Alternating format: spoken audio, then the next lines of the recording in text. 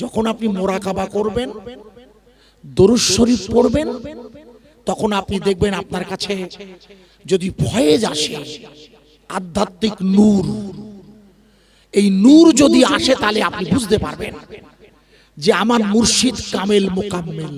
প্রথম পর্ব বলছি ধরার। আর কামেল মোকাম্মেল ওরই ছাড়া, ভালো করে শুনে নেন, আপনার ইসলাহ হবে না। এই জন্য দাদা হুজুরের নামের আগে লেখা আছে কামেলে মোকাম্মেল মুজাদ্দেদে জামান লেখা আছে, দেখবেন। আর এই কারণেই উনি ওনার মুরিদদের দরুদ শরীফ দিয়েছেন, চিশতিয়া হোক আর কাদিরিয়া। যেহেতু দরুদ শরীফ গুনাহ মাফ করিয়ে দেয়, রাসূলের নৈকট্য লাভ করিয়ে দেয়, এই জন্য খুব ভালোবাসার সাথে মহব্বত ভরা প্রেম নিয়ে কোথায় আছেন প্রাণের নবী, কোথায় আছেন যে আল্লাহর নবী, একটু বলুন। মদিনা শরীফে। কোথায়? মন চায় না যেতে? চাইলে হবে, সেই গাড়ির গায়ে লেখা থাকলে দেখবেন, দেখলে হবে খরচা আছে। সত্যি এখন 7 লাখ টাকা, হ্যাঁ জানি না, এখন হজের খরচা 7 লাখ হয়ে গেছে। সরকার জমা নিচ্ছে প্রায় 5 লাখ। ওখানে গিয়ে কোরবানি করতে হবে, 1.5 মাস 45 থাকবেন, তার খরচা আছে না, ব্যাপক টাকা না? আগে ছিল না, ইদানিং হয়ে গেছে। এই জন্যে হজ মুবারক খুব কঠিন হয়ে গেছে। আর এই কারণেই আমরা যারা এখানে আছি, আমরা হলাম আহলে সুন্নতুল জামাতের আকীদায় বিশ্বাস করি। আহলে সুন্নতুল জামাত সংগঠন নয়। বাজারে আহলে সুন্নতুল জামাত নামে অনেক সংগঠন আছে, অল ইন্ডিয়া আহলে সুন্নতুল জামাত, সুন্নতুল জামাত ফুরফুরা, ফুরফুরা শরীফের একটা সংগঠন আছে না, সুন্নতুল জামাত বলে আছে, আপনারা খেয়াল করেন না। সুন্নতুল জামাত হানাফি, এছাড়া সব দল বলছে আমরা সুন্নতুল জামাত, সব দল। কিন্তু এর আকীদা কি? সুন্নতুল জামাতের আকীদা হলো কুরআন, হাদিস, ইজমা, কিয়াস আর শরিয়াত মারেফাত। বোঝা গেল কি? কুরআন, হাদিস, ইজমা, কিয়াস, শরিয়াত আর মারেফাত, টোটালটা মিলেই হলো আহলে সুন্নতুল জামাত। এই আহলে সুন্নতুল জামাতের আকীদা হলো আল্লাহ যদি চায়, আমার আল্লাহ কিন্তু হাজির নাজির। এটা কি জানেন? হ্যাঁ না বলুন। আল্লাহ যে হাজির নাজির, এটা কি আপনার জানা আছে? নেই কেন? আল্লাহু আকবার। আল্লাহ হাজির নাজির, যে আল্লাহ হাজির নাজির, আল্লাহ দেখছেন সব সময় সর্বক্ষণ। মিন হাবলিল ওয়ারিদ, আমার ঘাড়ের মোটা রগেরও নিকটে আল্লাহ। আমার কথা বোঝা যাচ্ছে না? বুঝতে পারছেন? হ্যাঁ না বলুন। না বুঝলে ওয়াজ ভাঙতে হবে। ওয়াজ যদি না বোঝা যায় তাহলে আমার এই দিনের মেহনতের আমার ফায়দা হবে না, আপনাদেরও হবে না। আল্লাহ হাজির নাজির, সর্বক্ষণ দেখছেন। একটি আল্লাহর ওলি, যেমন বসিরহাটের আল্লামাকে দাদা হুজুর খুব মহব্বত করতেন, মনে করে দেখুন। এই জন্য ওনার নামে লেখা আছে বড় মাওলানা। মাঝখানে ফুরফুরার সাথে বসিরহাটে যখন গন্ডগোল হয়েছিল, মনে করে দেখুন, ওই বড় মাওলানা বসিরহাটের আল্লামার সম্পর্কে আপনারা জানেন কত রকমের লেখা বেরিয়েছিল বাজারে, আপনাদের অজানা নয়। উনি বড় মাওলানা, অন্য আলেমরা রাগ করতো ওনার সময়, বলতো হুজুর আর কোন আলেম আপনার দরবারে নেই যিনি বড় মাওলানা, শুধু বসিরহাটের আল্লামা বড় মাওলানা। রাগ হয় অন্যদের। এটা হলো এলমে মারেফাতের জ্ঞান না থাকার কারণ। পীর সাহেব তার মুরিদকে ভালোবাসতেই পারে, যে কোনো একজন, তাতে দোষ কি? কিন্তু যখন বললে, মনে করে দেখুন আপনাদের মনে নেই, আমি মনে করিয়ে দিচ্ছি, দাদা হুজুর কেবলা বসিরহাটের আল্লামাকে নিয়ে একটি মেহফিলে আছেন বাংলাদেশে। আমার প্রিয় মুর্শিদের দরবার বাংলাদেশের জমিনে আছেন। বসিরহাটের আল্লামাকে যখন বড় মাওলানা বলছেন, ও নোয়াখালীর আলেমেরা বলছে, হুজুর আর কোনো বড় মাওলানা নেই, আমরা সব ছোট। তো হুজুর কিছু বললেন না। কিছুক্ষণ পরে বলেন, বাবা ওই দেখো একটা খেজুর গাছ। বলে জি দেখছি। বলে ওই খেজুর গাছ থেকে, খেজুরের বেল্লে থেকে পাতা ছিঁড়ে আনো তো, কে কত দ্রুত পারো। হুজুর বলেছেন, মুরিদেরা যে যার মতো একেবারে দৌড়ে গিয়ে পাতা ছিঁড়ে এনেছেন, শুধু আল্লামা রুহুল আমিন শাহ জাননি। যা দাদা হুজুরকে জিজ্ঞেস করছে অন্য আলেমেরা, দেখুন আপনি একে বড় মাওলানা বলেন, এ আপনার কথাই শুনল না, বেচারা গেলই না। হুজুর বললেন, আপনি গেলেন না কেন? মুর্শিদ জানে না, পীর সাহেব জানে, তবু জিজ্ঞেস করছে গেলেন না কেন? আল্লাহর ওলি আল্লামা হুজুর জবাব দিচ্ছেন, আমি এখানে একটু রাখছি। তার মানে কোন বিশেষ ব্যক্তিকে তার পীর সাহেব ভালোবাসতে পারে, কোন বিশেষ ব্যক্তিকে দোষ নেই। সেই জন্য যাকে উনি ভালোবাসেন তিনি কে? তিনি তো আল্লামা রুহুল আমিন শাহ, তিনি আল্লাহর আল্লামা, জ্ঞানের পণ্ডিত সাগর।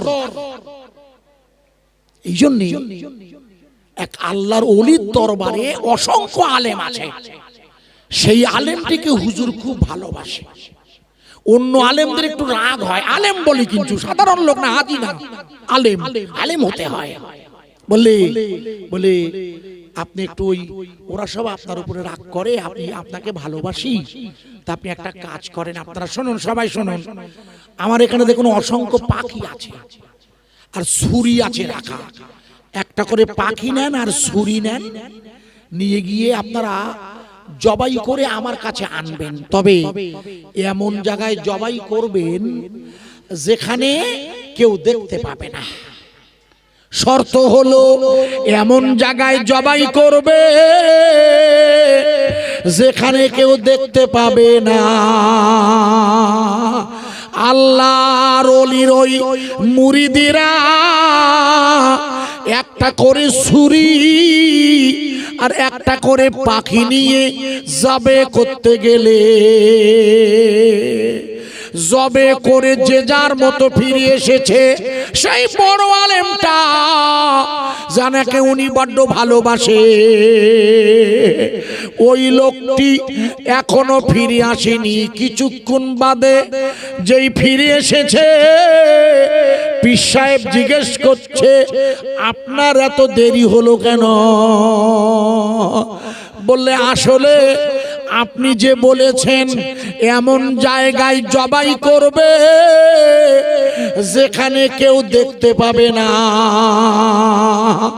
আমি দুনিয়ার জমিনে এমন জায়গা খুঁজে পেলাম না যেখানে আল্লাহ দেখছে না। জোরে বলবেন না? আরো জোরে বলবেন না? বলে আল্লাহ দেখছেন না। আগে একটা জায়গা আপনি আমার বলেন হুজুর। ঠিক বলেছেন। অন্যরা বলল, সত্যি তো ঠিক বলেছেন। বসিরহাটের আল্লামা ওই গাছের ডাল ভাঙতে যায়নি। ওরা বললে, হুজুর গেল না কেন জিজ্ঞেস করুন তো। তো হুজুর বলছেন, আপনি আমার পীর সাহেব বেয়াদবি নেবেন না, আপনি শরিয়াতের মাপকাঠিতে আমাকে নির্দেশ দিতে পারেন যে আপনি যান, কিন্তু আমার জ্ঞান নেই শরিয়াতের। যার খেজুর গাছ, আমি কি তার অনুমতি নিয়েছি? পীর সাহেব বলেছে নামাজ পড়ো, ভালো কথা বুঝবেন, তা আপনি চিন্তা করবেন না, উযু না করি পড়তে হবে নামাজ। পীর সাহেব নামাজ পড়তে বলেছে, তা নাপাক হয়ে গেছেন, নামাজ পড়বেন। এ জ্ঞান আপনার নেই, পীর সাহেব বললে হয়ে গেল। এটা তো পীর সাহেবের ভুল।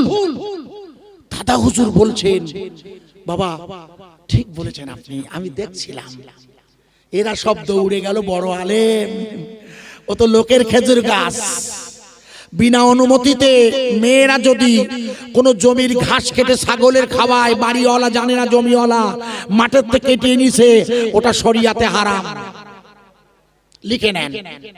ওই যখন পাট হয়, মেয়েরা দেখেন পাটের ডোকা হেলাই ধরি পাতা ছিঁড়ি আনে, বলে ছিটতিস তাই কি, ও তো আরো লম্বা হবে না। কিন্তু যার জমি তার তো বলেনি।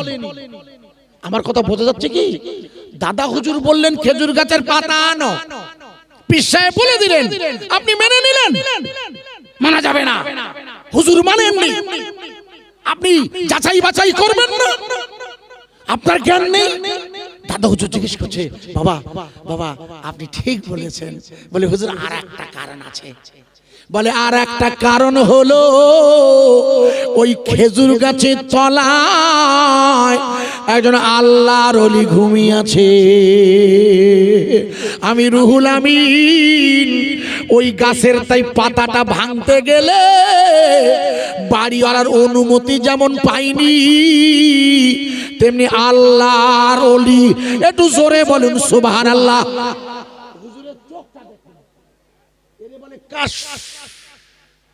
এরে বলে কাশফ সম্পন্ন ওলি, যিনি দেখতে পান। আমার সোহবত, আমার নসিব ভালো, আমি কাশফ সম্পন্ন ওলির সোহবতে আছি এখন বর্তমানে।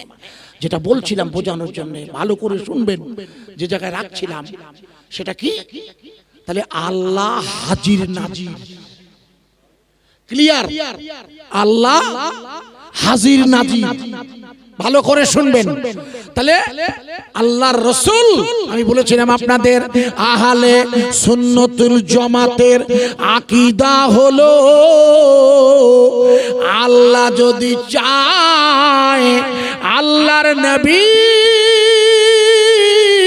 ওই মদিনা মনোয়ারায় 7 লাখ টাকা খরচা করে যাওয়া যাবে কিনা জানি না, কিন্তু আল্লাহ যদি রহম করে, এই জান মোহাম্মদপুর রসুলের নামের সাথে জড়িত। আল্লাহ যদি চায়, আল্লাহর নবী এই জান মোহাম্মদপুরের জলসায় হাজির হয়ে যায়। জোরে বলুন, কোথায় আছেন প্রাণের নবী? কোথায় আছেন নবী এখন? না না, এতক্ষণ ধরে এই বোঝালাম, আবার বলছেন মদিনায়। ধরে রাখতে হবে আমাদের মাঝে হুজুর আসতে পারে, এইটা তো বোঝালাম। আমরা দরুদ শরীফ পড়ছি, রাসূল আসতে পারে না? ও কি, যেখানে ফেরেশতারা দরুদ শরীফ নিয়ে যাওয়ার জন্য আসে, হাদিস আছে না?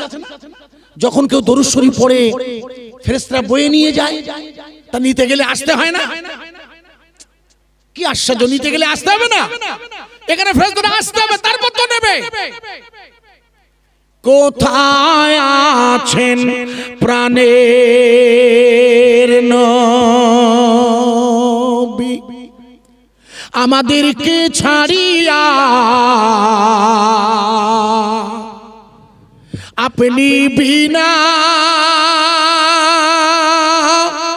কি লাভ হবে, এ ধরাতে বাঁচিয়া আপনি আছেন মদিনায়, আপনি আছেন মদিনায়, কবে যাব রোজায়, সবাই মিলি আছি বসে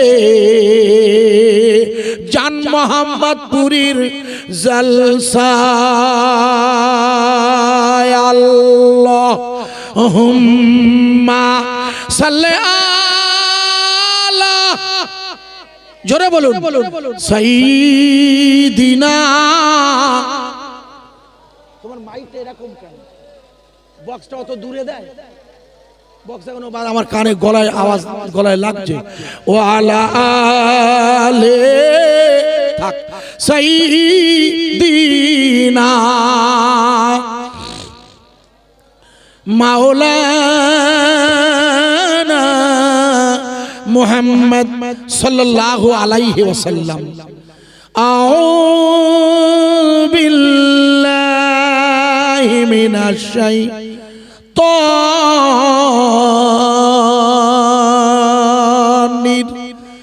রাজিম।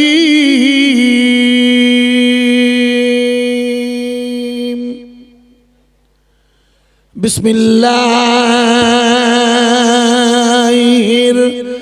রহমানির রহিম।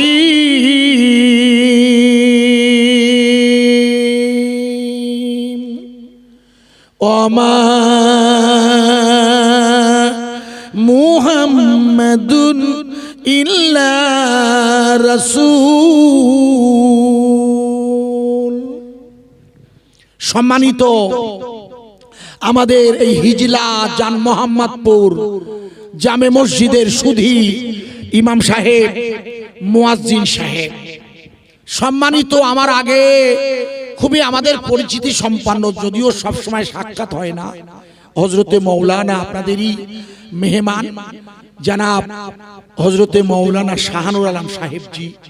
তার আগে আমাদের তরিকুলও এসেছে দেখলাম, এছাড়া আরো অনেকে এসেছেন, আলেম উলামা হযরতগণ একের পরে এক সময়ের নজরে বয়ান রেখেছেন। আমি গুনাহগার, খুব সহজ ভাষায় আমি কোরআনুল কারীমের একটা ছোট্ট আয়াত এনেছি। আমি অলরেডি আপনাদের কাছে বয়ান শুরু করে দিয়েছি। রসুলের সাথে যত মহব্বত হবে তত রসুলের নৈকট্য লাভ হবে, আর রসুলের যত নৈকট্য লাভ হবে তত আল্লাহর কাছাকাছি পৌঁছানোর সম্ভাবনা থাকবে। আমার কথা কি বোঝা যাচ্ছে ভাইয়া? আমি চেষ্টা করব আয়াতে কারিমাটা আপনাদের সামনে খেদমতে এনে যেটা শুরু করেছি প্রথম থেকে বোঝাতে। আশা করা যায় আপনাদের খিদমতে আমার নসিহতটা আল্লাহ পাক যদি মঞ্জুর করে এটা দিনের দাওয়াত, ইখলাসের সাথে আল্লাহ এবং রসুলের খুশির দিন চেষ্টা করছি বোঝানোর জন্য। কি এই পৃথিবীর মালিক গোটা বিশ্বজাহানের একমাত্র মালিককে, একটু জোরে বলুন, আরো জোরে। একে বলা হয় ইসমে জাত। একে কি বলা হয় খুব ভালো করে বুঝবেন। ইসমে জাত মানে হচ্ছে আল্লাহর নাম, ইসম মানে হলো নাম। এই পৃথিবীর মালিকের নাম কি? জোরে বলুন। আপনাকে জিজ্ঞেস করছি, আপনার মাফলার খোলালাম, অসন্তুষ্ট হবেন না জানো, আপনি বলুন তো। না না না না, ঠান্ডা তো লাগছে ওই জন্য খুলতে বললাম। আচ্ছা আপনি একটু বলুন, কিছু মনে করবেন না, বলুন তো আল্লাহকে আমরা আল্লাহ ছাড়া আর কোনো ব্যক্তির কাছে আমরা মাথা নত করি না, কোনো ব্যক্তির কাছে আমরা কখনো সাহায্য চাই না। কোনো রওজায় গিয়ে সাহায্য চান? একটু হ্যাঁ না বলুন। খাজা বাবার রওজায় কে বা কারা যান, সেখানে সেজদা দেন, সেটা তার ব্যক্তিগত শিরক, সেটা শরীয়তের নয়। খাজা বাবার কাছে কিছু চাওয়া যাবে না। কেন? খাজা বাবা কিছু দিতে পারে না। ওখানে লেখা আছে ইয়ে খাজা কা দরবার, লেখা আছে, দেখবেন ওখানে লেখা আছে, আপনারা পড়েন না। অথচ আমরা, আমাদের দুর্ভাগ্য হলো খাজা বাবা রওজায় গিয়ে, খাজা বাবা দূরে থাক, ওই আমাদের বাড়ির পাশে একটু এগিয়ে গেলে দেখবেন হাড়োয়ায়, যিনি ভারতবর্ষে এসেছিলেন 22 আউলিয়ার এক আউলিয়া, ইয়ামান থেকে, ইয়ামান থেকে যে 22 জন আল্লাহর ওলি এসেছিলেন, যাদের সাথে একজন নারী ছিল, মহিলা, সেই টিমের একজন হচ্ছেন আমাদের প্রাণ প্রিয় পীর আব্বাস উদ্দিন ওরফে গোরাচাঁদ রাহমাতুল্লাহ আলাইহি, যিনি হাড়োয়ার নদীর ধারে আল্লাহর মাহবুব আরাম করছেন। দুর্ভাগ্য, কত মেহনত করে ইয়ামান থেকে এসেছে। ওনার সঙ্গী যিনি, ওনার হেড, তিনি ছিলেন শাহজালাল রহমাতুল্লাহ আলাইহি, যিনি সিলেটের মাটিতে, আমি গেছি প্লেনে, কলকাতা থেকে ঢাকা 35 মিনিট লাগে, ওখান থেকে 20 মিনিট প্লেনে সিলেটে গেছি আমি। সিলেটেই শুয়ে আছে হযরতে শাহজালাল রহমাতুল্লাহ আলাইহি। উনি কত মেহনত করে ভারতের জমিনে দ্বীনের দাওয়াত দিতে এসেছেন, ইতিহাস আছে আপনারা জানেন। অথচ তার রওজা মুবারকটাকে কেন্দ্র করে যখনই ব্যবসা শুরু হয়েছে, তখনই সেখানে শিরক ঢুকে গিয়েছে। ঠিক কি না? বসিরহাট আল্লামা হুজুরের রওজা মুবারকের কাছে যে টাকি রোড দেখেন, ওখানে গাড়ি দাঁড় করিয়ে হুজুরের রওজায় পয়সা দেয়। এখন লোক রাখা আছে, তারা হাত পেতে নেয়। ঠিক বলছি না ভুল? টাকা দেয় কেন? ও বিশ্বাস করে হুজুরের রওজায় টাকা দিলে আমার অ্যাক্সিডেন্ট হবে না। আমি ঠিক বলছি না ভুল বলছি? আগে হ্যাঁ না বলুন, না তো ওয়াজ করবো না। ওয়াজ যদি না বুঝতে পারেন তাহলে করে লাভ কি? তাহলে আমি আমার জীবনের প্রথম শর্ত কি? লা ইলাহা ইল্লাল্লাহ, স্বীকার করা নেই কোনো মাওলা, আছে শুধু। আরে জোরে বলুন, আরো জোরে। আমরা আল্লাহ ছাড়া অন্য কারো কাছে মাথা নত করি? আমরা একমাত্র জিকির করি কার? আরে নামাজ হলো আল্লাহর বড় জিকির, জিকিরে আকবার। আল্লাহর কাছে দাঁড়ানো, ইয়া কানা আবুদু, আমরা ইবাদত করি কার? চিল্লে বলেন। আমাদের সাহায্যের মালিককে, আল্লাহ ছাড়া অন্য কারোর কাছে আমরা মাথা নত করি না,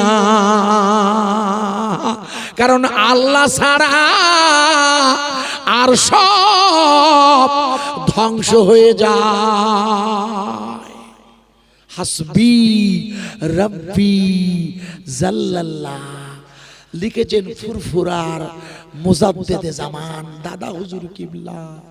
উনি লিখেছেন হাসবি রব্বি জাল্লাল্লাহ, সকল প্রশংসা ওই আল্লাহর যে আল্লাহর ধ্বংস হয় না।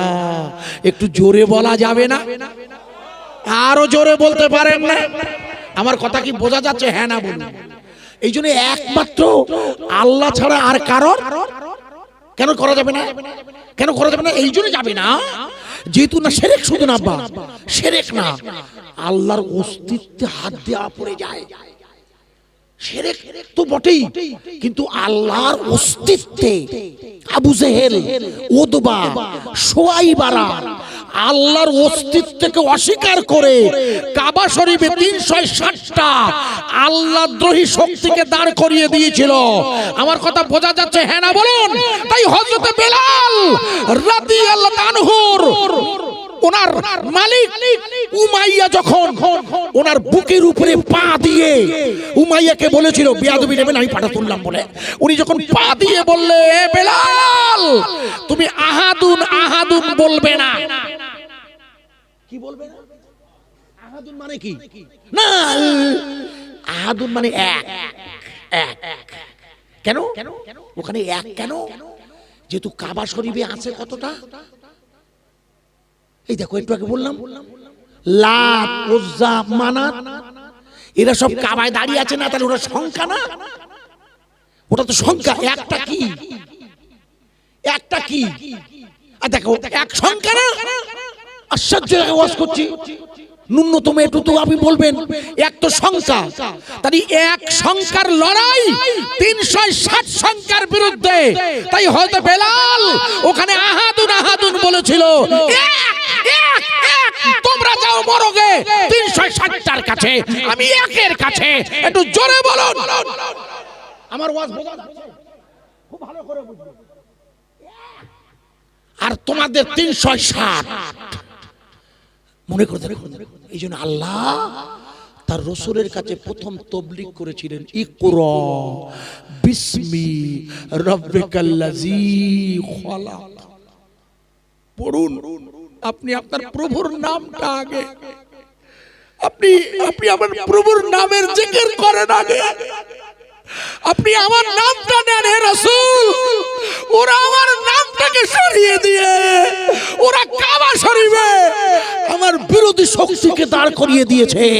তাই আপনার প্রথম দায়িত্ব হলো এক আল্লাহর নামের জিকির করে আল্লাহর অস্তিত্ব, আল্লাহ যে মালিক এটা পৃথিবীর কাছে বোঝানো।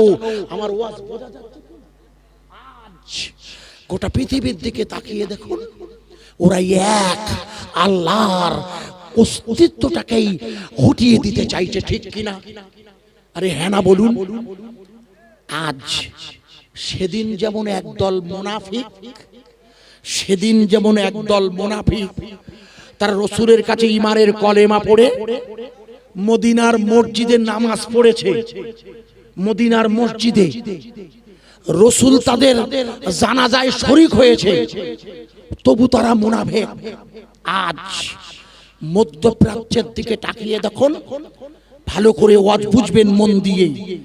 ইসরাইল গাজার জমিনে হামলা চালিয়ে ওর উদ্দেশ্য হচ্ছে পৃথিবীর রাসূলের প্রথম কাবা বাইতুল মুকাদ্দিসটাকে ভেঙে দিয়ে সালমান মন্দির বানানো।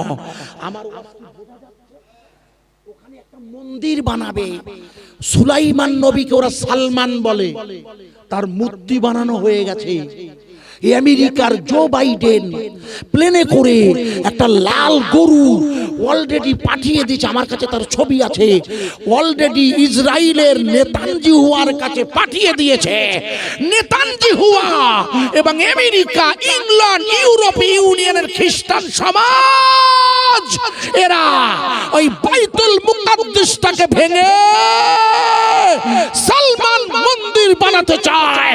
ওরা আল্লাহর নাম দুনিয়ার জমিন থেকে সরিয়ে দিতে চায়।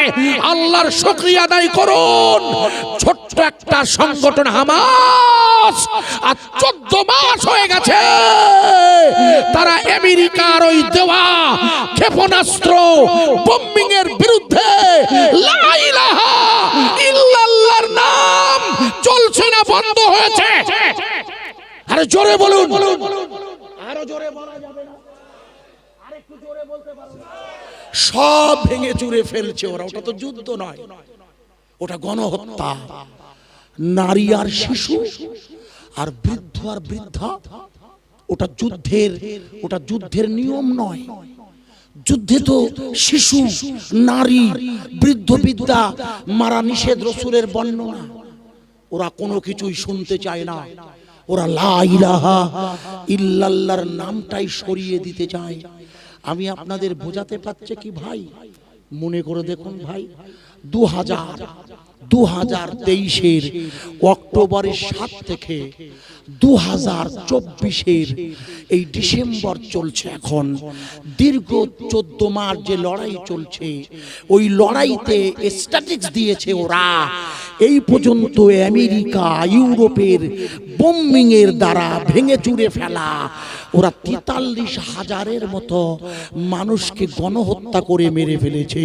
আর আমেরিকার টাইমস অফ আমেরিকা লিখে দিয়েছে এই 14 মাসে ইসরায়েলের হামলায় 43,000 নারী আর পুরুষ ওরা শহীদ হলেও এই 14 মাসে আল্লাহর নাম, আল্লাহর রাসূলের প্রেম দেখে 50,000-এর মতো ইহুদি আর খ্রিস্টান ঈমানের কলেমা পড়ে মুসলমান হয়ে গেছে। নারায়ে তাকবীর।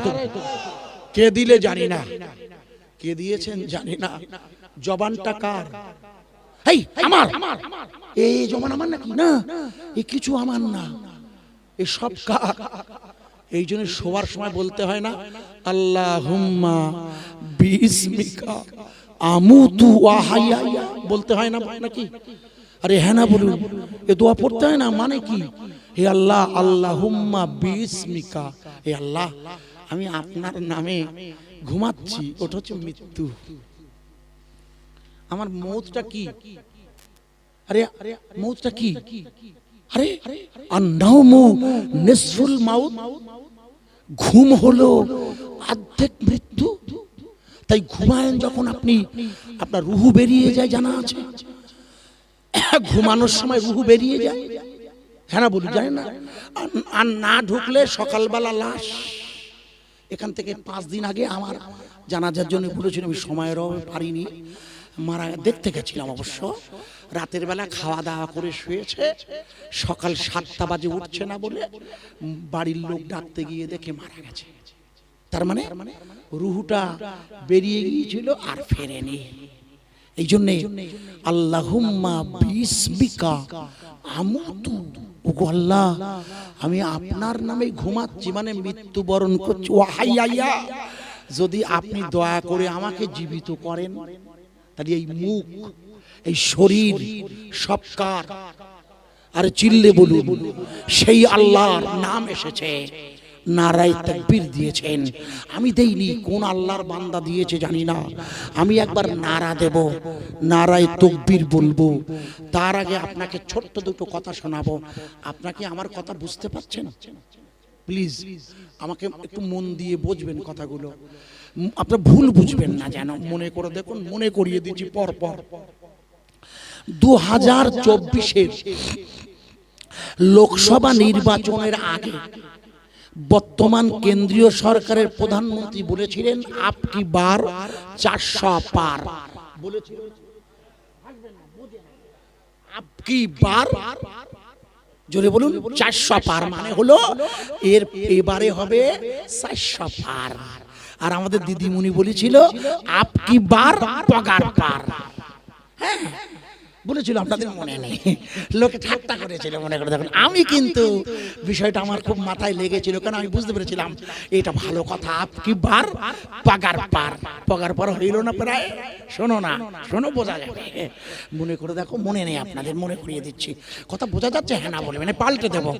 আপনাদের যদি বুঝতে মনে না লাগে, তা উনি বলেন আপকি বার 400 পার। আচ্ছা ভালো, বলতে পারে, বলতেই পারে, রাজনীতির ভাষণটা বলতে পারে। এবার মনে করে দেখুন, যখন নির্বাচনের পর পর দুটো হয়ে গেল, মোট 7 দফা ভোট, আব্বা 2 দফা হয়ে যাবার পর 3য় দফা শুরু হওয়ার আগে মোদিজি মনে করে দেখুন বলল, আমার জন্ম হলো নন বায়োলজিক্যাল।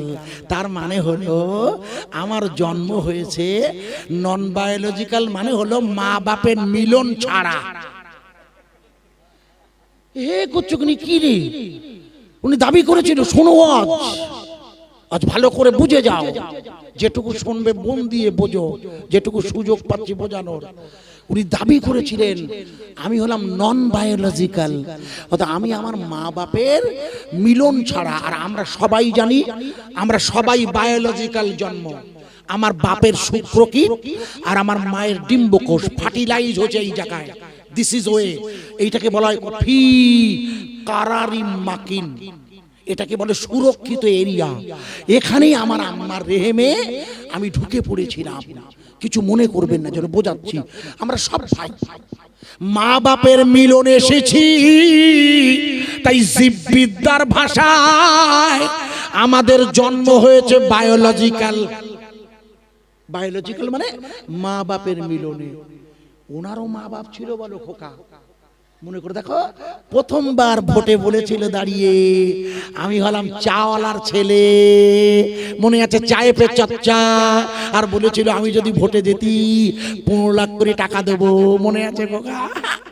আমি বললাম আল্লাহ, ও যদি যেতে, আমার তো ছোট গাড়ি ছিল, বড় গাড়ি কিনতে পারি না, তা ফাও যদি 15 লাখ পাই খোদা, একটা বড় গাড়ি কিনবো কোন খোদা। ও খোদা, এমন হয়েছে যে বড় গাড়ি তাড়ানোর লাইন করছে ওরা। আমার বন্ধুরা, ভুল বুঝলে মুশকিলে পড়ে যাব। মনে করে দেখুন, মোদিজি দাবি করলে আমি হলাম নন বায়োলজিক্যাল, মানে মা বাপ লাগেনি। এবার ভোটের সময় হিন্দু ভাইরা ওরা দেখলে সর্বনাশ। এতদিন প্রধানমন্ত্রী ছিল, টাটকা মা বাপ আছে, আছে। আর সেই লোক বলছে কিনা আমার মা বাপ লাগেনি, হইছি আমি হলাম ঈশ্বরের সন্তান। কিসের সন্তান? ঈশ্বরের সন্তান দাবি করছে উনি। এ খুব জটিল বলো বিষয়টা। ভগবানের ছেলে আমি, এ বলো অত সোজা না দাবিটা। এর দাবিটা মারাত্মক, আপনারা ধরতে পারেননি। শুধু মিডিয়ায় বললো, আপনারা বলেন দোষ, পাশ কাটেই গেলেন না। এর আসল ব্যাখ্যা হলো, উনি যদি নিজেকে ঈশ্বরের সন্তান বলে দাবি করেন, তাহলে উনি ঈশ্বরের দূত হয়ে যাবে। দূত মানে মেসেঞ্জার, দূত মানে হলো অবতার। উনি তার মানে নিজেকে দাবি করছে আমি শেষ জমানার অবতার। অথচ আপনারা সবাই জানেন ভাগবত গীতায় লেখা আছে, গোটা পৃথিবীর সব হিন্দুরা জানে এই পৃথিবীর শেষ অবতার যিনি, তিনি হলেন ওই গুহার ভিতর থেকে নবী হিসাবে, অর্থাৎ গুহার ভেতর থেকে তিনি আবির্ভূত হবে। আর আমরা সবাই জানি পৃথিবীর জমিনে একমাত্র আল্লাহ রাসূল গুহার ভিতর থেকে, একটু আগে পড়েছিলাম ইকরা বিসমি রাব্বিকাল্লাযী খলাক, ও আয়াত নাযিল হয়েছিল যে গুহার ভিতরে নাম তার গারে হীরা, আর পাহাড়টার নাম হলো জাবালে নূর। তাই হিন্দু ভাইয়েরা চিন্তা করে দেখলো, এ তো সর্বনাশ। মোদিজি যে নিজেকে ঈশ্বরের দূত ভাবছে, তার মানে নতুন করে আবার অবতার। আপনাদের কাছে জিজ্ঞেস করছি, এই পৃথিবীর জমিনে নতুন করে কোন অবতারের আবির্ভাব হলেই আখিরে জামানার নবী রাসূল পাক সাল্লাল্লাহু আলাইহি সাল্লাতু ওয়াস সালামের দিকে যায় না? বুঝতে পারছেন? একটু শোনা করতে পারবো না। আগে মাথায় নেন, নতুন করে যদি কেউ অবতার হন, তাহলে আমার রাসূলুল্লাহর গাদ দিকে যায় না খোকা? এরা বুঝতে পারছেন না? আল্লাহর মসজিদ, বাবরি মসজিদ ভেঙেছে। মসজিদ কার ঘর? আল্লাহর না? ওটা ওটা তো বাবরি মসজিদ ঐতিহাসিকরা মেনে নিয়েছে, ওটা বাবরি মসজিদ। যে বিচারপতি রায় দিয়েছিল, মনে করে দেখো, যে 5 বিচারপতি রায় দিয়েছিল, তার মধ্যে একজনের নাম হেড যিনি ছিলেন, তার নাম ছিল বিচারপতি, মনে করতে কোন, ওনার নাম হচ্ছে, সব ভাই জানেন, ওনার বাড়ি হচ্ছে আসামে, রঞ্জন গগৈ প্রধান বিচারপতি ছিল। আর দ্বিতীয় যে বিচারপতি ছিল তার নাম চন্দ্রচূড়, মনে নামটা মুখস্থ রাখেন, শ্রী চন্দ্রচূড়। আপনারা মনে করে দেখুন, এই বিচারপতি আমাদের একটা মারাত্মক উপকার করেছেন কদিন আগে। কি উপকার করেছে মনে করে দেখুন, 2024-এর 9 নভেম্বর, 2024-এর 10ই নভেম্বর ওনার রিটায়ার হবার দিন ছিল। 2024-এর 10ই নভেম্বর চন্দ্রচূড় রিটায়ার করবে। এটাই ছিল না শেষ মামলা। কি মামলা মনে করে দেখুন, 2024-এ ওই সুপ্রিম কোর্টে একটা মামলা উঠেছিল। মামলাটা হচ্ছে, এলাহাবাদের হাইকোর্ট রায় দিয়েছে উত্তর প্রদেশের 16,000 মাদ্রাসা, তার মধ্যে দারুল উলুম দেওবন্দ, তার মধ্যে ওই সাহারানপুরের মাজার দারুল উলুম, তার মধ্যে নাদোয়া, 16,000 মাদ্রাসা আর 17 লক্ষ ছেলে মেয়ের লেখাপড়া বাতিল করে দিয়েছিল হাইকোর্ট। মনে করে দেখে এলাহাবাদ, যদিও এখন আর এলাহাবাদ নাম নেই, এখন নাম হয়েছে প্রয়াগরাজ। প্রয়াগরাজের হাইকোর্ট অর্থাৎ এলাহাবাদের হাইকোর্ট রায় দিয়েছিল উত্তর প্রদেশে যে 16,000 মাদ্রাসা আছে, যেখানে 17 লাখ ছেলে মেয়ে পড়াশোনা করে, ওই মাদ্রাসা বাতিল, কোন মাদ্রাসা চলবে না। মনে করে দেখুন, হাইকোর্টের এই রায়টা 2024-এর 9 নভেম্বর বিচারপতি চন্দ্রচূড় প্রথমেই বললেন, আমি হাইকোর্টের রায়টা প্রথমেই বাতিল করে দিলাম। জোরে বলুন। রায় বাতিল মানে, রায় বাতিল মানে হলো মাখালগাছার মাদ্রাসা, তালপুকুরের আমিনিয়া মাদ্রাসা আর ভাঙতে পারবে না। বোঝা যাচ্ছে কি? বাংলা বাংলা বোঝানোর জন্য বলছি সহজ করে। তালপুকুরে আমিনিয়া হুজুর, আমার হুজুরের নামের মাদ্রাসা না, অসংখ্য মাদ্রাসা আছে, মাখালগাছা আছে, আমাদের আপনাদের গ্রামও আছে, সব জায়গায় থাকে। ইসলাম আপনার সব জায়গায় আছে মাদ্রাসা। তো সমস্ত মাদ্রাসাতে প্রথম রায় কি দিল? প্রথম রায় বলল যে আমরা হাইকোর্ট, উত্তরপ্রদেশের কোনো মাদ্রাসা ভাঙা যাবে না। এক কথায় ওই রায়টা বাতিল। 2 নম্বর উনি বললেন এই রায়টা গোটা ভারতবর্ষের জন্য প্রযোজ্য, অর্থাৎ গোটা ভারতবর্ষের কোন অঙ্গরাজ্য আর কেন্দ্র শাসিত অঞ্চল ওই মাদ্রাসায় কোরআন পড়ানো হয়, ওই মাদ্রাসায় সন্ত্রাসী শিক্ষা হয়, এই অভিযোগে মাদ্রাসা বন্ধ করা যাবে না। একবার জোরে বলা যাবে না, আরো জোরে বলা যাবে না। মাদ্রাসায় কি শেখানো হয়? মাদ্রাসায় শেখানো হয় প্রথমেই আলিফ। যাও বলো গে, যাও তুমি প্রথম শিখে নাও এই পৃথিবীর মালিক হচ্ছে আল্লাহ। কারণ আল্লাহ হলেন গোটা পৃথিবীর মাওলা। প্রথমেই তাকেই তো চেনাতে হয়, প্রথম চিনতে হয় কাকে? আল্লাহকে তো প্রথম চিনতে হবে, না চিনলে তো রসুলের মহব্বত তৈরি হবে না। আমার ওয়াজ কি বুঝতে পারছেন? হ্যাঁ না বলেন। আল্লাহকেই তো আগে চিনতে হবে। তাই হযরত বেলাল আহাদুন আহাদুন করেছিল, এক আল্লাহ এক আল্লাহ। উনি বলেননি, আর সংখ্যা বলেছিল হয়তো বেলাল। মনে করে দেখুন, ভালো করে ওয়াজ বুঝবেন।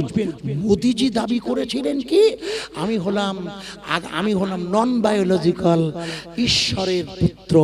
আল্লাহ শুকর আদায় করছি, এই এলাকার হিন্দু ভাইয়েরা যারা শিক্ষিত তারা বুঝেছিল এ তো ভালো না। হর হর মোদি, ঘর ঘর মোদি, ওটা ভালো কথা, ওটা আপনি বলেন, কিন্তু এ তো আর এক জ্বালা। নিজেকে অবতার বলছে। মনে করে দেখুন, গোটা ভারতবর্ষে যে জায়গায় মসজিদে বাবরি, সেই অযোধ্যার লোকসভা কেন্দ্রটির নাম ফৈজাবাদ, সেখানেও ভারতীয় জনতা পার্টির প্রার্থী হেরে গিয়েছিল, হিন্দুরা ভোট দেয়নি। ঠিক জায়গাটার নাম কি বললাম? ফৈজাবাদ। কি নাম? জোরে বলুন। ফৈজাবাদ মুখস্থ করেন, কারণ ওই জায়গায় হেরে গেছে। ওখানেই মসজিদে বাবরি, ওখানে অযোধ্যা। ওই জায়গার নাম কি বললাম? জোরে বলুন। ফৈজাবাদ। বলুন, এই ফৈজাবাদ নাম হয়েছিল কেন জানেন কি জায়গাটা? কেন এরা সবটা পাল্টাচ্ছে, এই জন্য আমি নামটা শুনে যাই।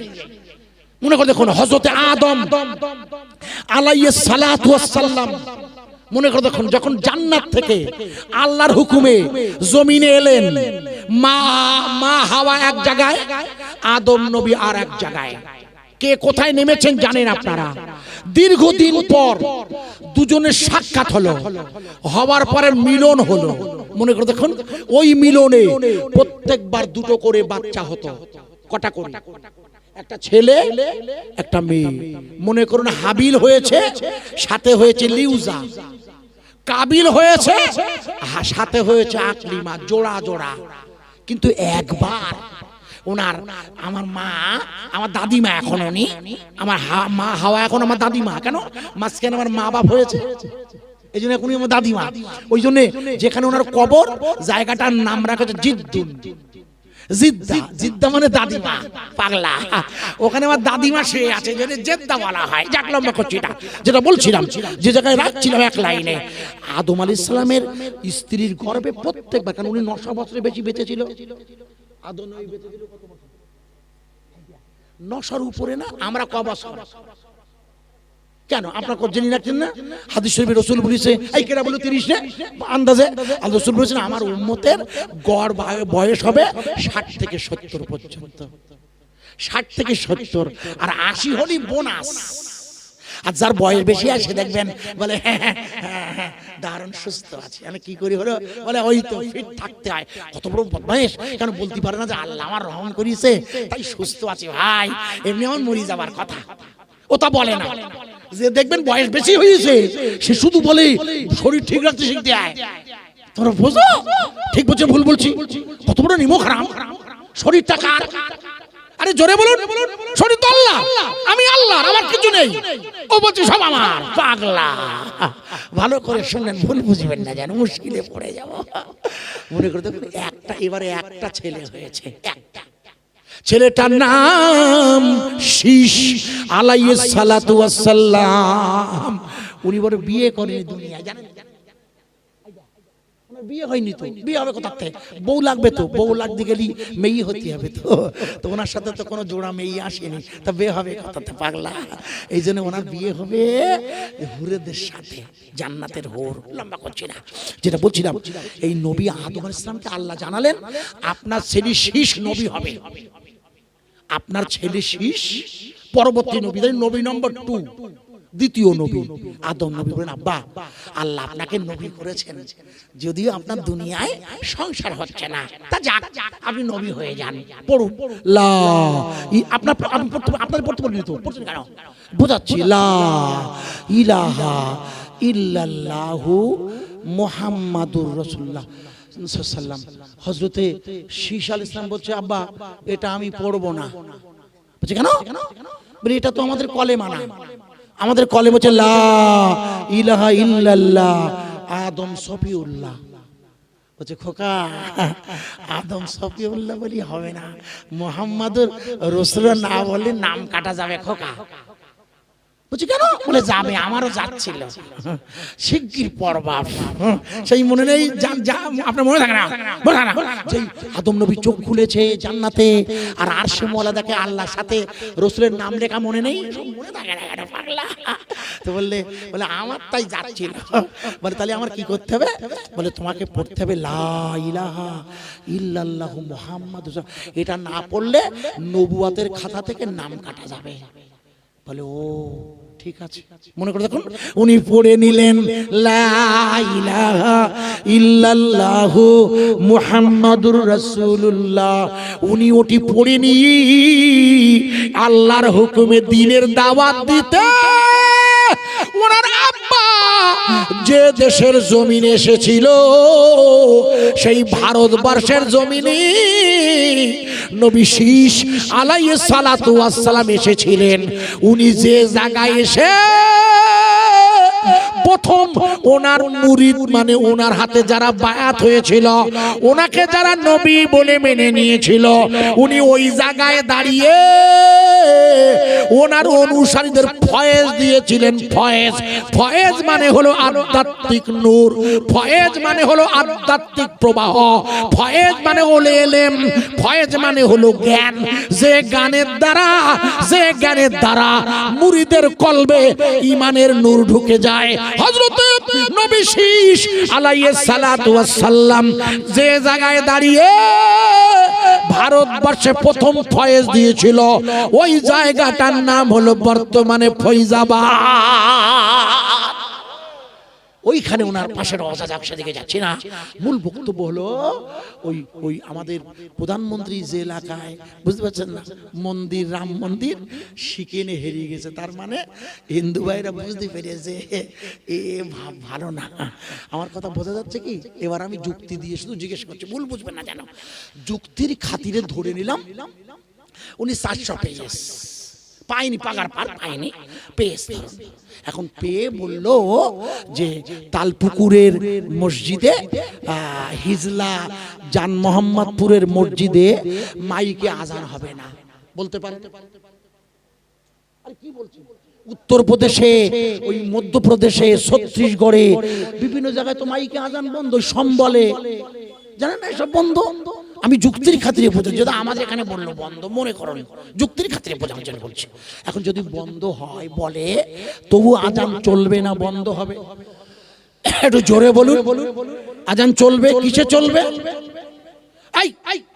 ওরা বলছে মাইক খুলে ও হাসনাবাদ থানা, যে এখন দাদা দাদা করে, তখন বলে চাচা সরিয়ে যা, বেরুবে বলো। এখন পার্টি এক, চাচা চাচা করছে ভাই, আর তখন আবার পার্টি আলাদা বেরোনো শুরু করবে। কথা বোঝা যাচ্ছে? হ্যাঁ না বলো, ভালো করে বুঝবে। তাই মাইকে ওরা আজান দিতে দেবে না, যুক্তির খাতিরে ধরলাম। আচ্ছা আপনারা বলুন, মাইকে আজান যদি না দিতে দেয়, আমাদের খালি গলায় হবে না? একটু জোরে বলুন, মনে করে দেখো জায়গাটার নাম নেপাল। গেছেন কখন?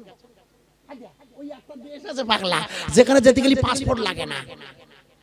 মনে করে দেখুন, ওই দেশটা আগে আপনাদের মনে নেই, ওই দেশটা ভারতবর্ষের চেয়ে বেশি হিন্দু বাস। ওখানে 5% মুসলমান, কিন্তু ওখানে হিন্দু রাষ্ট্র করিনি ওরা, লিখে নেন। জায়গার নাম নেপাল। আমার মুখে শুনে নেন, আপনারা জাননি, যদি কখনো সোজা আল্লাহ আমাকে খুব ঘোরান, এটা অহংকার করলে হয়ে যাবে, ঠিক না? তো নেপালে মনে করে দেখুন একটা মসজিদ তৈরি হচ্ছে নেপালে, দেখবেন একটা মসজিদ তৈরি হচ্ছে নেপালে। আর ইমাম সাহেব মসজিদ তৈরি হচ্ছে বলে 5% মুসলমান ওখানে। তা নেপালের মুসলমানরা বলল, একটা মসজিদ যখন সরকার অনুমতি দিয়েছে, তাহলে আমরা একটু ভালো করে করব, সরকারের অনুমতি নিতে হয়। তা বললে ঠিক আছে। ওই ভালো করে করতে গিয়ে করছে কি জানেন, তারা সুন্দর মিনারের উপরে গম্বুজ দিয়ে ওখানে মুয়াজ্জিন আজান দেবে, যেহেতু মাইক নেই।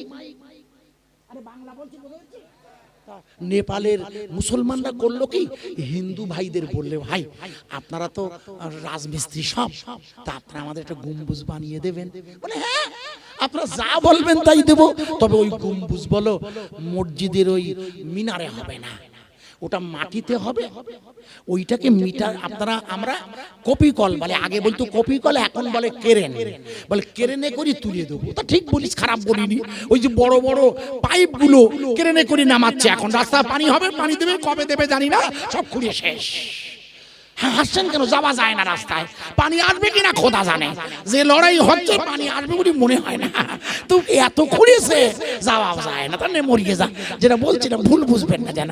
এখন নেপালের মুসলমানরা যখন সুন্দর করে মসজিদ বানাচ্ছে, মিনারে আজান হবে। আমার ওয়াজ বোঝা যাচ্ছে? আজান মানে কার নাম? জোরে বলুন। রসুলের কাছে আল্লাহ প্রথমেই কি বলেছিল, যে আপনি আমার নামটা প্রচার করে ইকরা বিসমি রাব্বিকাল্লাযী খলাক, পড়ুন আপনার প্রভুর নামটা, এটাই আপনার প্রথম দায়িত্ব। একত্বের নাম, ওই 360 বিরুদ্ধে আপনার ফার্স্ট কাজ। পড়ুন, মনে করে দেখুন ভাই, আপনারা মনে নেই নেপালের জমিনে ওরা সুন্দর করে মসজিদে মিনার হবে, ওই মিনারে দাঁড়িয়ে ওরা আজান দেবে, আল্লাহর নাম নেবে, আল্লাহু আকবার বলবে। তাই মিনারের গম্বুজটা বানাতে বানাতে বানাতে এত ভারী হয়ে গেছে, 1000 টন। রাজমিস্ত্রি বলল, ভালো করে করতে গেছি, এ যা ভার হয়েছে তো কি হবে? বলে কেন, ক্রেনে তোলা হবে, আপনি করিয়েছেন যখন। তা ক্রেন এসেছে, কোনো ক্রেন রাজি হচ্ছে না, বলে এ তার ছিঁড়ে যাবে। মনে করে দেখুন আপনারা, আমার ওয়াজ, এটা আমার ওয়াজ, লিখে নেন, এ তার ছিঁড়ে যাবে। নেপালের মুসলমানরা খুব সমস্যায় পড়ে গেল। কেন? যদি ওটা না তোলা যায়, তাহলে তো স্বাদ অপূর্ণ থাকলো, আজানের জায়গা হবে না। ওয়াজ বোঝাতে পারছি কি? তো ওরা বলে কি হবে? মনে করে দেখুন, নেপালের ওই মসজিদের পাশে একজন আল্লাহর ওলির রওজা আছে, একটু জোরে বলবেন না? নতুন মসজিদ পুরানো সুন্দর করে করছে, আল্লাহর ওলির রওজায় ইমাম সাহেব মুসল্লিদের নিয়ে পবিত্র লাইলাতুল বরাত, লাইলাতুল কদর যে রাতগুলো আছে না, রওজা জিয়ারাত করতে হয়। মা বাপের রওজা জিয়ারত করতে হয় না? আর এরা যাচ্ছে কোথায়? বসে রোজে রওজা জিয়ারত করে। রাগ করবেন না, আমি যেটি বিরোধিতা করছি না, আমাদের ইঞ্জিনদের থেকে সব আসতেছে ইঞ্জিন ভ্যানে, নারায়ে তাকবীর, নারায়ে তাকবীর, বসে রোজ জিন্দাবাদ। আর ব্রিজের কোনায় এসে পেশাব লেগেছে, ইঞ্জিন ভ্যানতে নেমে সব ঝেড়িয়ে প্যান্ট টেনে আবার নারায়ে তাকবীর, সবে বারাত। প্র্যাকটিক্যাল। কবরে যাবার সময় নেই, রাগ করছেন নাকি? রাগ করলে মুশকিল, আমার আর দাওয়াত করবেন না জানি, কিন্তু কিছু করার নেই, এনে ফেলেছেন ভুল করে। আমার ভাইয়েরা ভুল বুঝবেন না, মসজিদের পাশের ওই রওজা মুবারাকে গিয়ে গোটা গ্রামবাসীকে নিয়ে ইমাম সাহেব বললে, পবিত্র রাত, আমি তো গোটা গ্রাম জিয়ারাত করেছি, এবার শেষ দোয়াটা আল্লাহর ওলির রওজা মুবারাকের পাশে বসে বসে করব। রওজা মুবারাকের পাশে কেঁদে কেঁদে গ্রামবাসী সংখ্যালঘু ক%? 5% সংখ্যালঘু। বলছে আল্লাহ, আল্লাহ এই গম্বুজ যদি না ওঠে, এ যদি না ওঠে, কেরেন যখন ওঠানো যাবে না, আল্লাহ এ আপনার রহম ছাড়া হতে পারে না। ইমাম সাহেব মুসল্লিদের নিয়ে কেঁদে মসজিদে এসে, রাত 3টে বেজে গেছে তো, সবে বরাতের রাত, কদরের রাত, পবিত্র রাতে আমরা একটু জাগাজাগি করি, করতে হয়। কেন? যদি জীবনে একটা বার লাইলাতুল কদর বেঁধে যায় ভাই, শুনে নেন, লাইলাতুল কদর যদি কোনো ক্রমে একবার বাঁধাতে পারেন আল্লাহ, তাহলে কিন্তু 83 বছর 4 মাসের গোনা মাফ। খোকা, ওই আগে যে পাপ করিলাম সব শেষ বলো, কেন এটা বোনাস। কথা বুঝতে পারেননি? আল্লাহ 5টা রাত দিয়েছে বোনাস, যে আমার বান্দা ভুল ত্রুটি করে কিছু ওদের অফার দেয়, আল্লাহ অফার দিয়েছে, বুঝতে পারছেন খোকা? তুই ওই যদি একবার বেঁধে যায়, তবে বেঁধে যেতে গেলে তার তো একটু খাটাখাটনি করতে হয় খোকা। ইমাম সাহেব মুসল্লিদের নিয়ে মসজিদে এসে আল্লাহর ওলির রওজা মুবারাকের দিকে ফিরে মেম্বারের পাশে বসে আল্লাহর রহমের দোয়া করতে করতে প্রচন্ড ক্লান্ত মুসল্লিরা সবাই ঘুমিয়ে পড়েছে, যেটা হতে পারে ভাইয়া ক্লান্ত শরীরে। হঠাৎ ইমাম সাহেব উনি দেখছে ওনার মসজিদটা নূরের আলোয় ছেয়ে গিয়েছে, নূর এসেছে, আরে নূর এসেছে, চারিদিকে চেয়ে দেখো আলো হয়েছে, নূর এসেছে, ওগো নূর এসেছে, চারিদিকে চেয়ে দেখো আলো হয়েছে, নূর নূর নূর আজি, নূর নূর নূর আজি, নূর এসেছে, তারি নূরি চারিদিকে আলো হয়েছে। আয় আয় কে দেখবি নূরের মালা, মা আমিনার কোলে দোলে কামলিওয়ালা, দল দল দল দল দল দোলে, মা আমিনার কোলে মুস্তাফা দোলে। আমার তালপুকুরের, আমার হরিকাটির, আমার হরিহরপুরের, আমার এই গাবতলা, আমার এই চাঁদপুর, আমার এই হিজলা জান মোহাম্মদপুরের মায়েরা, আমার বোনেরা, আপনারা মনে রাখবেন আল্লাহ রসুল কিন্তু নূরে মুজাসসাম।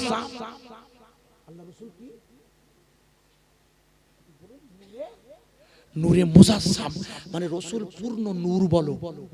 ওই যে একদল ইউটিউবে বলছে না রসুল, রসুল হচ্ছেন মাটির, আমিও মাটির, একদল বলছে ইউটিউবে আছে দেখবেন, বলছে রসুলের শরীর মাটি আছে আমাদের মতো, বলছে না ভাই, বলছে কিন্তু আপনারা দেখবেন দাবি করছে ভাই, ভাই রসুলের শরীরে মাটি থাকতে পারে, আমি বিরোধিতা করছি না, কিন্তু সেটা নূর হয়ে গেছে।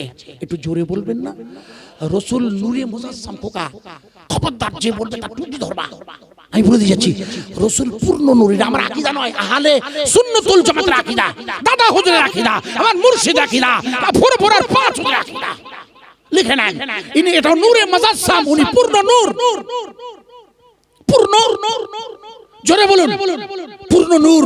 সেই নূরের ছটা এসে যেতে পারে জান মোহাম্মদপুরের জলসায়, আমি বিশ্বাস রাখি, আমার বায়ান, আমার বিশ্বাস।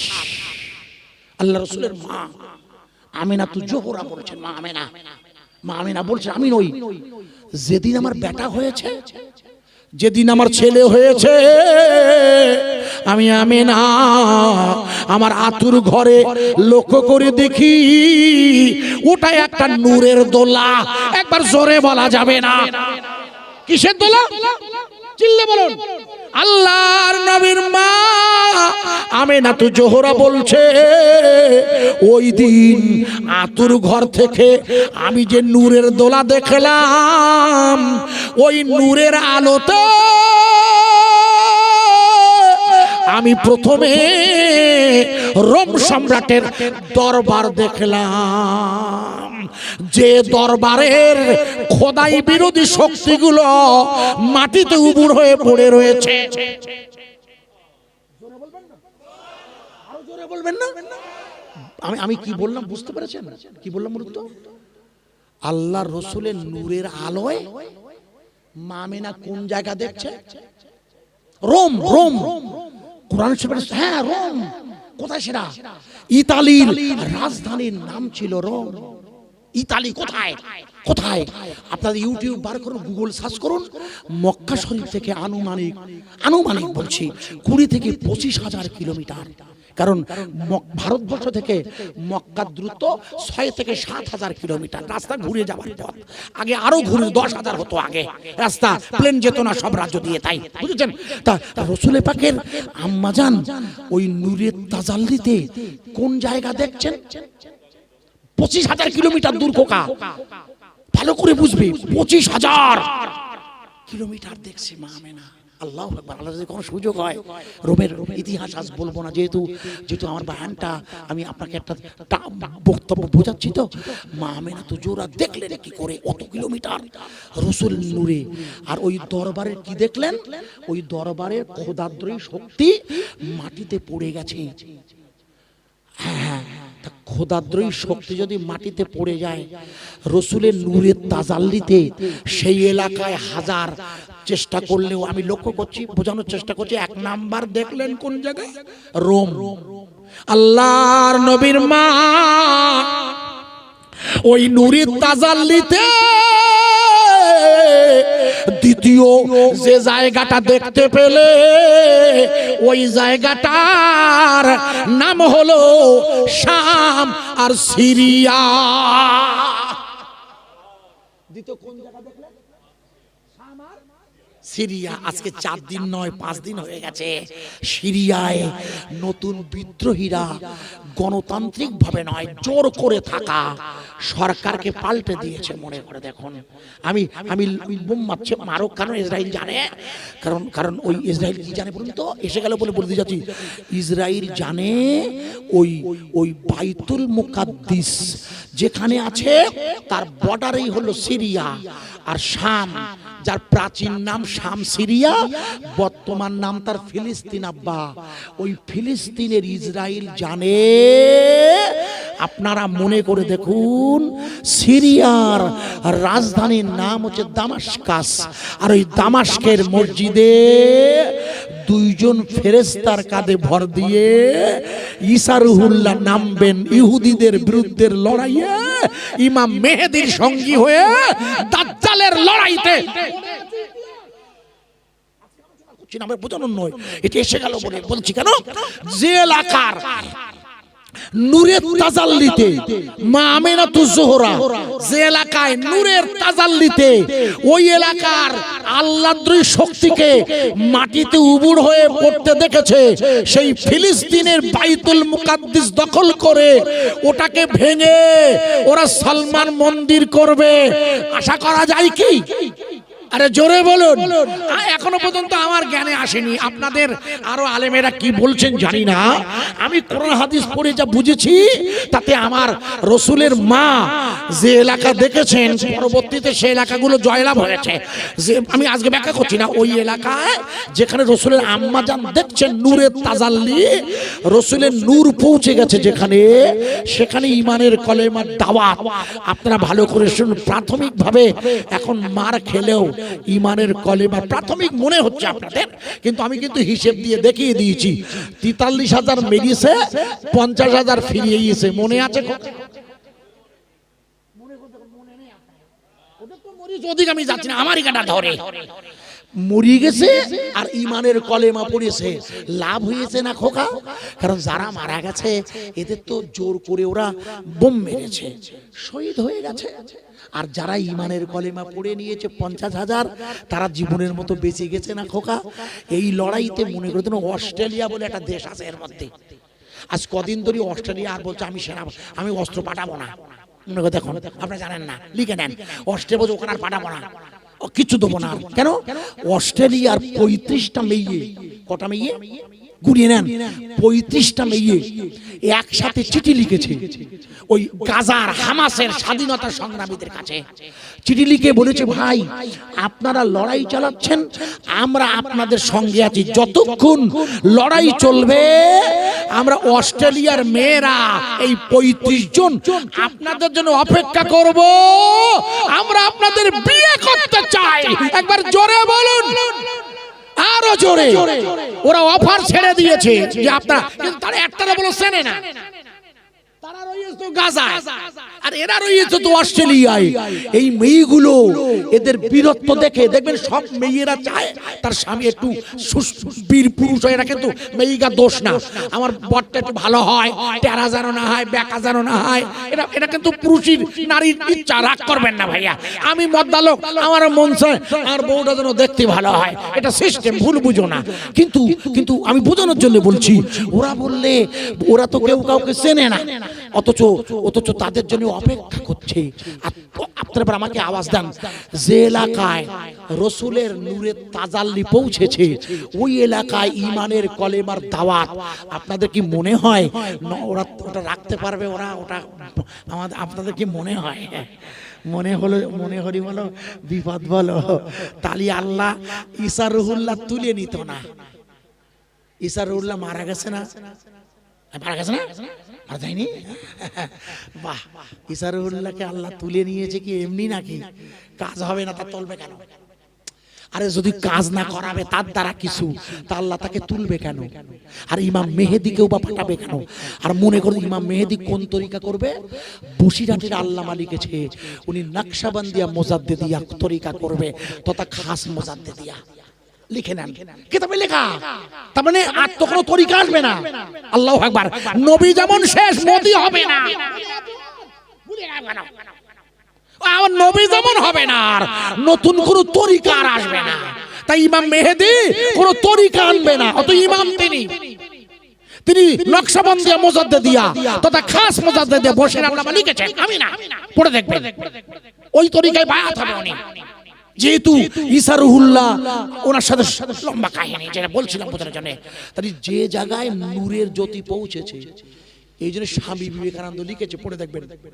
স্বামী, আমি আসার সময় বসিরহাটে স্বামী বিবেকানন্দের অনুষ্ঠান আছে, আমার ড্রাইভার বলছে এই দেখ ওই বিবেকানন্দকে নরেন বলি ডাকতে, দেখো আমি বুঝিস ড্রাইভার বলছে হ্যাঁ যে আচ্ছা, বলতে ও নরেন কে ডাকে না, ও তো জানে না। আচ্ছা, ও নরেন হইলো বিবেকানন্দের ছোটবেলার নাম। আগে ছিল নরেন ওরফে বিলি, মুসলমানের সাথে মিলে হুকো খেতো একসাথে। মুসলমানের বাড়ি গিয়ে বলছে হুকো খাচ্ছে, ওর বাপ বলছে তুই ওখানে গেছিস জাত যাবে, বলে জাত কোন দিকতে যায় রে বাবা, বাবারে বকেছিল খুব। এই বিবেকানন্দ উনি লিখেছেন মধ্যপ্রাচ্যের আকাশে একটা উজ্জ্বল জ্যোতি এসেছে, সেই জ্যোতি হলো মুহাম্মাদুর রাসূলুল্লাহ। একটু জোরে বলবেন না? আরো জোরে বলতে পারেন না? আরো জোরে বলা যাবে না? আগে দিয়েছিলাম, আমি এখনো দেইনি আমার তরফ থেকে। মধ্যপ্রাচ্যের আকাশে একটা উজ্জ্বল জ্যোতি এসেছে, সেই জ্যোতি হলো কে? আমার রাসূলুল্লাহ। খাই মনে করে আপনার মনে নেই আমার কথা বোঝা যাচ্ছে?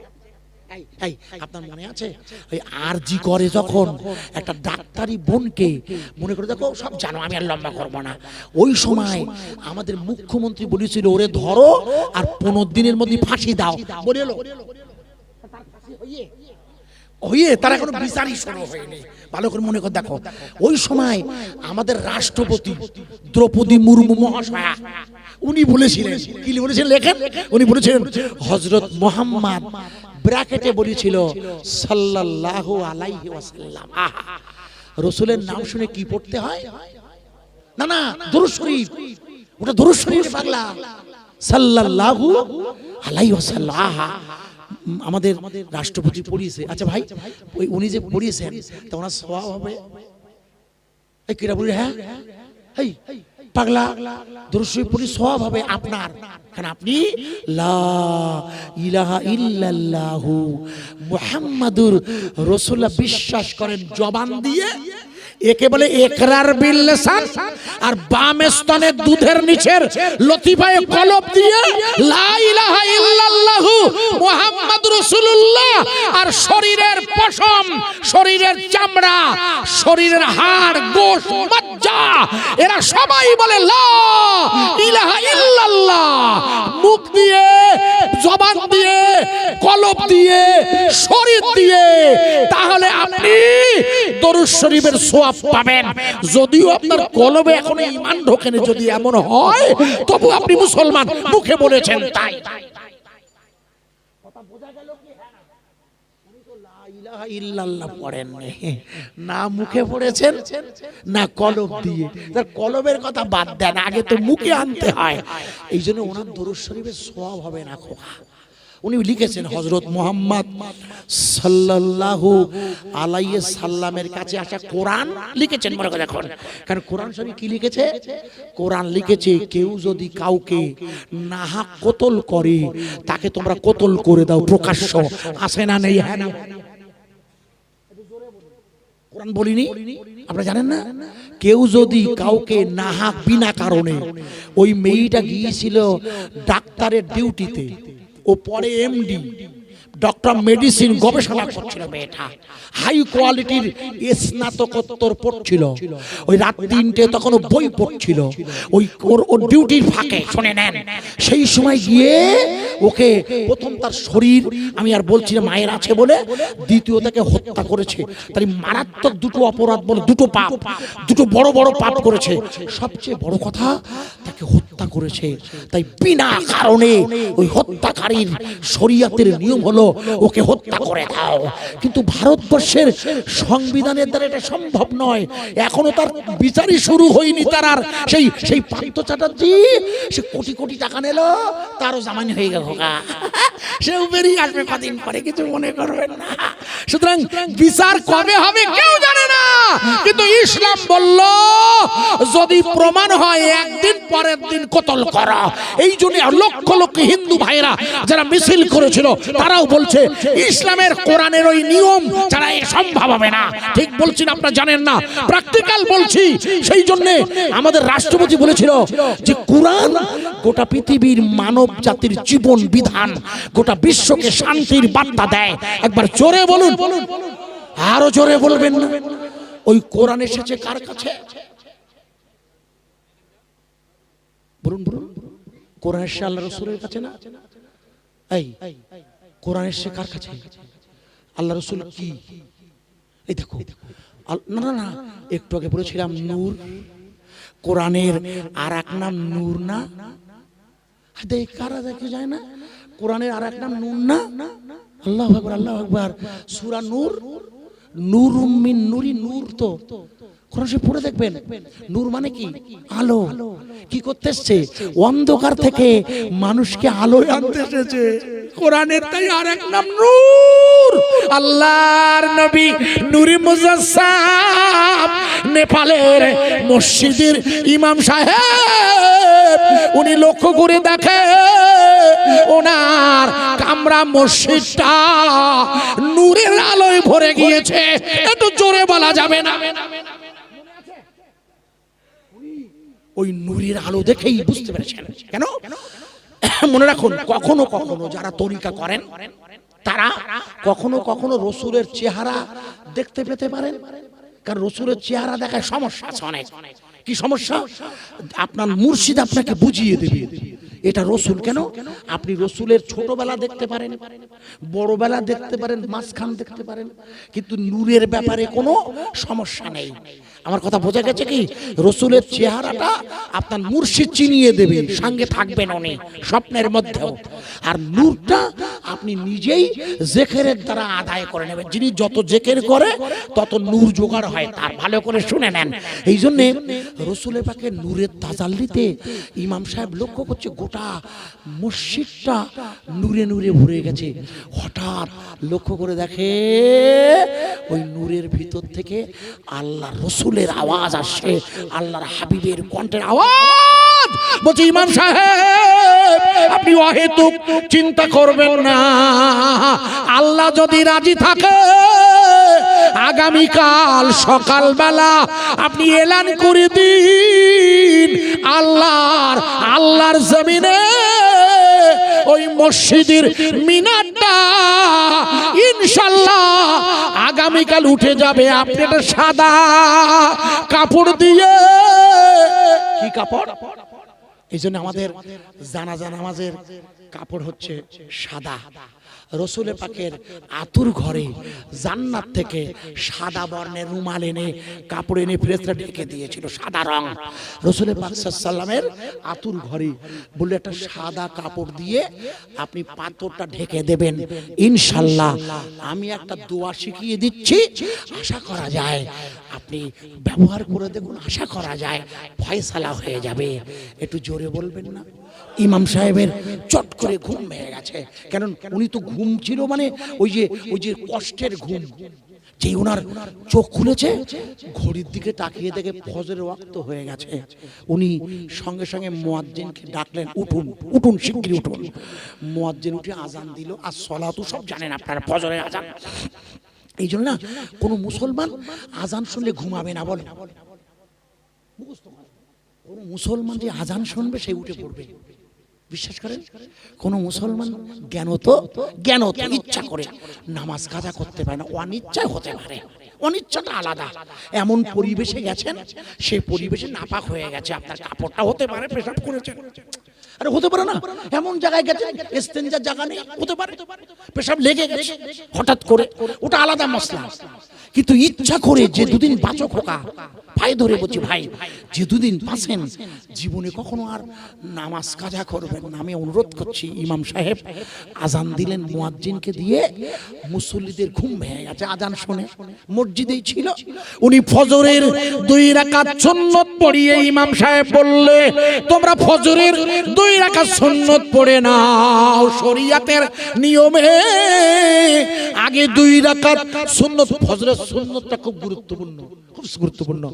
2 রাকাত পড়ে নিয়ে উনি এবার ফজরের ফরজ পড়ালেন, পড়িয়ে সালাম ফিরিয়ে দিয়ে বললেন, শুনুন, আল্লাহ যদি চায় আজ সকালে ইনশাআল্লাহ ওই গম্বুজটা ওই শূন্যে আল্লাহর হুকুমে মিনারে গিয়ে বসবে। একটু জোরে বলা যাবে না? আশেপাশের লোকজন যারা হিন্দু ভাই, তারা বলছে এ হয় নাই কখনো, এত টন ওজনের মাল উঠবে, পাখামো করা জায়গা পাচ্ছে না মুসলমানরা। আমার ওয়াজ বোঝা যাচ্ছে কি? মোদিজি ক্ষমতা এসে যদি বলেন মাইকে আজান দেওয়া যাবে না, আজানটা কিসে হবে? আরে জোরে বলুন, আরো জোরে বলবেন না? আমি একবার আজান দিচ্ছি, আপনার জবাব দেবেন, আমিও বলবো আল্লাহু আকবার। এটা কিন্তু এশার আজান না, এই জন্য পুরো দেব না, আমি শুধু বোঝানোর জন্য। আমি একবার আজান দেব, আপনারাও দেবেন আমার সাথে। আগে দেওয়ান দিয়ে নি, আল্লাহু আকবার। একটু জোরে বলুন, আরো জোরে বলুন, আর একটু জোরে বলুন ভাই।